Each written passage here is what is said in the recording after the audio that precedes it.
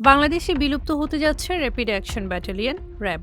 এর পরিবর্তে বাংলাদেশ পুলিশের অধীনে গঠন করা হচ্ছে নতুন বিশেষায়িত বাহিনী স্পেশাল রেসপন্স ব্যাটালিয়ন বা এসআরবি।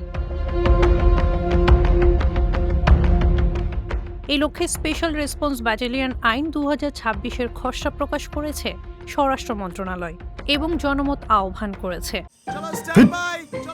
লাইফে কোনো কিছুর গ্যারান্টি নাই, তাই ইন্স্যুরেন্স করুন সিটি ব্যাংকে, কারণ ইন্স্যুরেন্স করলে সিটিতে সুরক্ষা পাবেন নিশ্চিন্তে।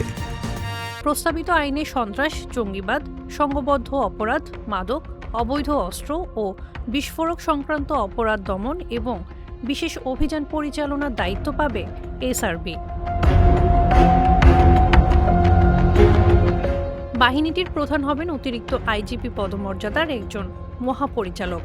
পুলিশের পাশাপাশি অন্যান্য বাহিনী থেকেও সদস্য নেওয়ার সুযোগ রাখা হয়েছে। জবাবদিহি নিশ্চিত করতে গঠন করা হবে অভিযোগ নিষ্পত্তি কমিটি, যা নাগরিকদের অভিযোগ তদন্ত করে ব্যবস্থা নেওয়ার সুপারিশ করতে পারবে।